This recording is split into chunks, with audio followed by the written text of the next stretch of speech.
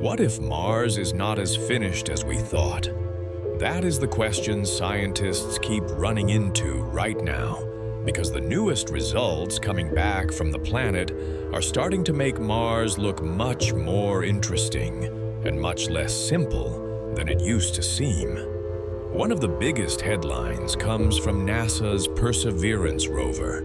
In Jezero Crater, Perseverance examined a rock called Chayava Falls, and inside that rock, scientists found unusual mineral patterns, iron-rich spots, and chemical structures that could be linked to microbial activity on Earth. NASA is being very careful about this, though. They are not calling it life. They are calling it a potential biosignature, which means it is something that might have a biological origin, but still needs much more study before anyone can say that confidently. And that matters because of where the rock came from. Jezero Crater is not just any place on Mars. It is an ancient lake environment, a place where water once flowed for a long time, and sediments could have preserved chemistry very well. So even if Chayava Falls turns out to have a non-biological explanation, the result still tells us something important. Ancient Mars had the kind of environment where complex chemistry could happen, and where life, if it ever existed, might have left a trace. At the same time, curiosity has been making another major contribution from Gale Crater. Recent analyses found one of the most diverse collections of organic molecules ever detected on Mars, including compounds containing carbon, nitrogen, and sulfur.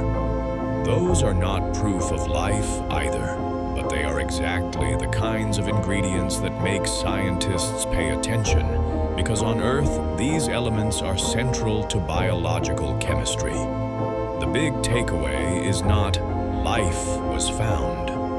It is Mars preserved the raw material for life better than we expected.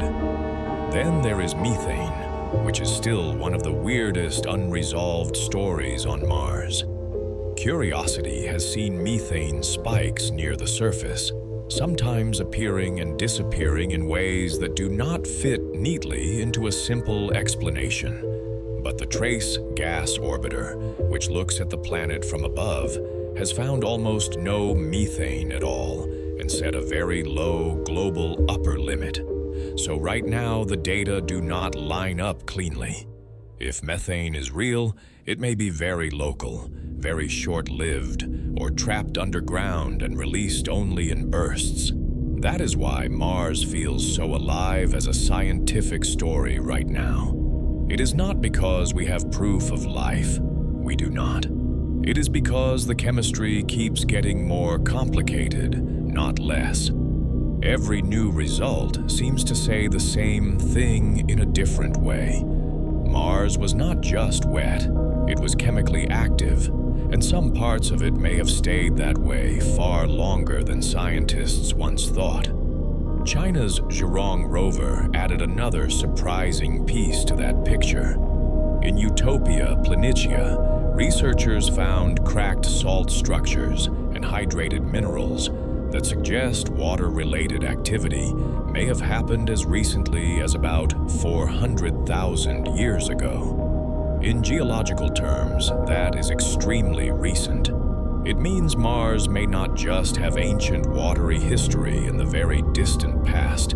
It may also have had more recent episodes of water activity than expected. From orbit, the story gets even stranger. The UAE's HOPE mission has been mapping the Martian atmosphere in detail and found that nighttime clouds are often thicker than daytime clouds. That sounds like a small detail, but it matters, because it shows Mars has a more dynamic atmosphere than the older, simplified version of the planet most people imagine.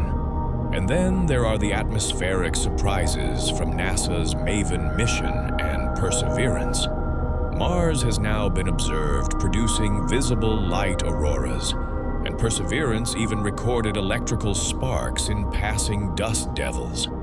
That does not mean Mars is geologically active like Earth, but it does show the planet is still interacting with sunlight, solar particles, and its thin atmosphere in surprisingly energetic ways. So, the new picture of Mars is not a dead planet with one simple story. It is a world where recent water activity may have occurred much later than expected, where organics are preserved in rocks, where methane still refuses to make sense, and where the atmosphere is more complex than we assumed. The biggest result of all these discoveries is not a single answer. It is a shift in attitude. Mars is no longer just a planet we are trying to prove was habitable once. It is a planet that keeps hinting it may have stayed interesting, and possibly habitable, for much longer than we thought. And that is why the next step matters so much. Perseverance is still caching samples for eventual return to Earth, and that is where the real breakthrough may happen. Because once those rocks are studied in Earth laboratories, scientists will be able to test these clues with far more precision than any rover can manage on its own. Right now, Mars is giving us questions. The samples may finally give us answers,